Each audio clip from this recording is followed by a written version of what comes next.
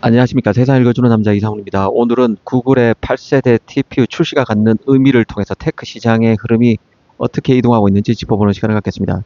이번 그 TPU 출시는 GPU 중심에서 AI 인프라에서 연결을 의미하는 인터커넥트와 맞춤형 칩 중심으로 구조가 바뀌고 있다는 신호로 볼 수 있습니다. 구글이 이번 그 8세대 TPU를 통해서 추론 중심의 범용 칩 성격의 TPU를 학습용 칩 TPU 8T와 추론용 칩 TPU 8I로 완전 분리한 것도 잘 봐야 합니다. 이건 그 AI 시장이 학습에서 추론으로 이동한 걸 그대로 반영하고 있다고 봐야 합니다. 상당 시간이 걸리긴 하겠지만 GPU의 독점을 깨는 흐름이 가속화될 수 있습니다. 현재 GPU는 AI 칩 시장에서 여전히 80%를 차지하고 있습니다. 여기에 대부분이 바로 엔비디아 GPU죠. 그런데 이 80% 비중이 빠르면 2027년, 늦으면 2029년쯤 되면 60%로 줄어들 것으로 봅니다. 이 빈틈을 바로 TPU와 같은 ASIC, 그 자체 설계 칩이 치고 들어오는 것인데요. ASIC의 경우는 현재는 20% 비중에 불과합니다. 하지만 2027년쯤 되면 40%까지 늘어날 수 있습니다. TPU의 학습용과 추론용 분리는 이런 걸 시사하는 일종의 신호탄과도 같다는 생각입니다. 사실 이런 시장 변화는 시장 플레이어가 어떻게 재편되느냐와도 맞물린 문제입니다. 브로드컴과 같은 구글, 아마존의 칩 설계를 돕는 업체의 부상이 더 거세질 수 있습니다. 또 당분간 엔비디아 잠기 집권이 예상되는 만큼 GPU의 짝을 이루는 HBM 패권을 두고 삼성과 하이닉스 간 2차 전쟁이 가열될 것입니다. 특히 그 HBM 밑동을 메우는 베이스 다이 제조 파운드리와 맞물려서 경쟁이 더 불을 튀길 것입니다. 그 A식의 부상은 이 최적화된 AI 인프라 그리고 GPU 감소를 시사하는 만큼 고가의 HBM을 대체할 새로운 D램 기술 혁신, 메모리 구조 변화도 계속 나타날 가능성이 큽니다. 사실 이번에 학습과 추론을 분리한 TPU를 구글이 내놨지만 그래도 엔비디아 GPU가 장기 집권이 가능한 것은 쿠다와 같은 범용 생태계 때문이기도 합니다. 실제 TPU만 해도 구글만 쓰는 칩입니다. 물론 구글은 다른 업체에도 TPU를 팔긴 하지만 그 형태가 임대 클라우드라는 점을 잊어선 안 될 것입니다. TPU는 구글이 설계한 완전 폐쇄형 ASIC 칩입니다. 자신의 데이터 센터에 탑재할 수 있고 또 구글의 클라우드를 통해서만 제공되는 칩입니다. 엔비디아처럼 외부 기업이 자체 서버에 TPU를 꽂아서 쓰는 구조는 아니라는 뜻입니다. 실제 그 메타가 구글 클라우드를 통한 TPU 도입을 검토 중이고 엔스로픽도 구글 인프라 기반으로 TPU 대규모 사용 계약을 맺었습니다. 이 구글 클라우드가 서버 시장에서 차지하는 비중은 아마존 웹 서비스, 그 MS 애저에 이어서 한 10% 초중반에 불과한데요. 초중반 수준입니다. 3등이라는 점을 감안하면, 그러니까 구글 클라우드가 3등이죠. 서버 시장에서는 3등입니다. 또 구글 클라우드에도 아직 상당 부분은 엔비디아 칩으로 돌아가고 있고 특정 워크로드 등 일부에만 구글 스스로 설계한 TPU를 활용하고 있는 형태입니다. 이런 점을 두루 감안하면 구글 TPU 자체가 엔비디아 GPU에 정면 승부할 만큼의 볼륨이 되는 것은 절대 아닙니다. 기본적으로 TPU는 쿠다와 같은 범용 생태계가 없고 개별 카드가 아니라 대규모 클러스터, 슈퍼컴퓨터 형태로 설계되어 있습니다. 그래서 서버 한 대에 GPU 꽂듯이 못 쓰는 것이죠. 데이터 센터 통째로 설계해야 성능이 나오는 구조입니다. 즉 그 구글의 전략은 칩 판매가 아니라 클라우드 락인이고 그래서 GPU 대체 가능성도 제한적이라는 점은 알고 있어야 합니다. 그래서 결론은 GPU 시장은 줄지 않고 빅테크 내부 물량만 잠식되는 구조에 그칩니다. 구글 입장에서는 자신의 TPU를 씀으로써 그 TPU가 없었다면 엔비디아 GPU를 쓰게 될 건데 엔비디아 GPU나 AMD GPU를 쓰게 될 건데 자신의 TPU를 쓰게 됨으로써 빅테크 내부 물량, 자신의 내부 물량만 일부가 TPU가 대체하는 구조라고 생각하시면 됩니다. 그럼에도 구글은 서버 업체 톱3, 아마존, MS, 구글 가운데 가장 공격적으로 내부 설계형 칩을 만드는 사업자입니다. 사실상 구글이 ASIC 업체의 선봉에서 엔비디아와 새싸움을 주도하는 형국으로 이해하시면 되는데요. 메모리 업체로서 삼성의 시사점도 생각해 볼 필요가 있습니다.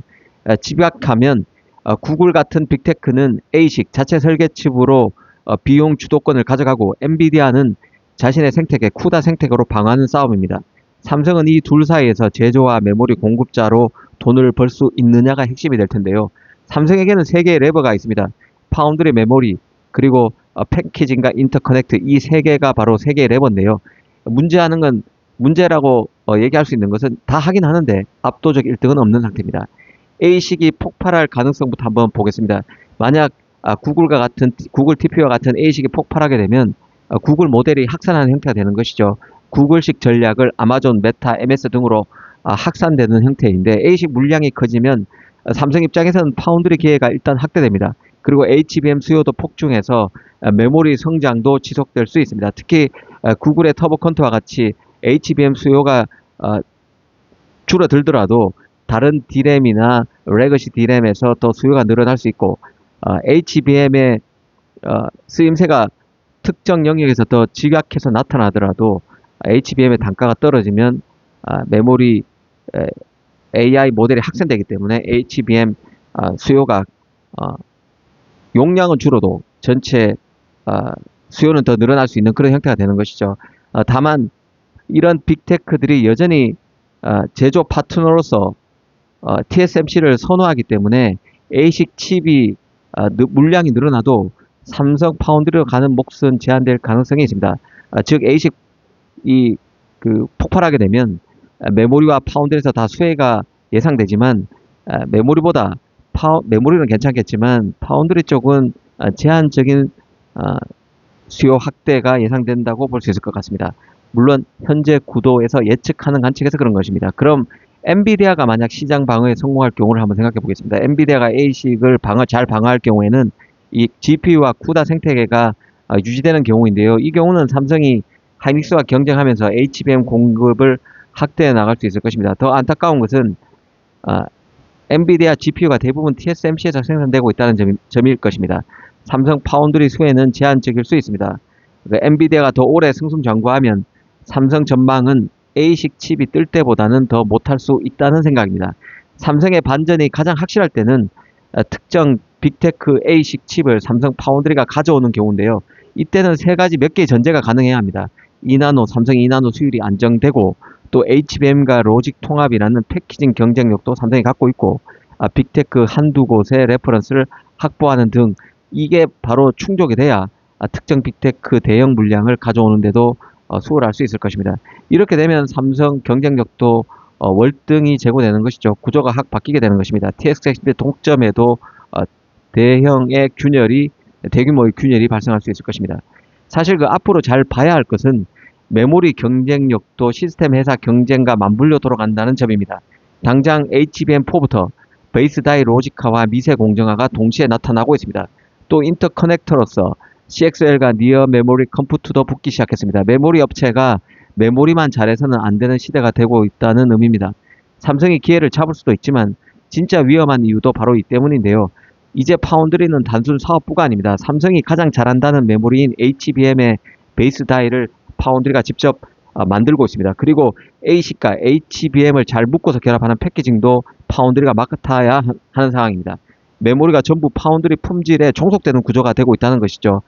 그래서 파운드리 경쟁력이 떨어지면 A식 칩 수주에 실패하고 HBM 고객도 줄어서 메모리까지 영향을 받는 악순환의 고리가 앞으로 형성될 수 있습니다. 이미 형성됐다고 봐야 할 것입니다. 연쇄적으로 삼성 사업부가 붕괴하는 것이죠.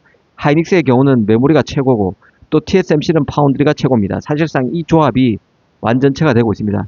삼성은 당장 메모리부터 최고로 다시 올라서야 파운드리 약세를 반가에 가능한 구조가 될 수 있습니다.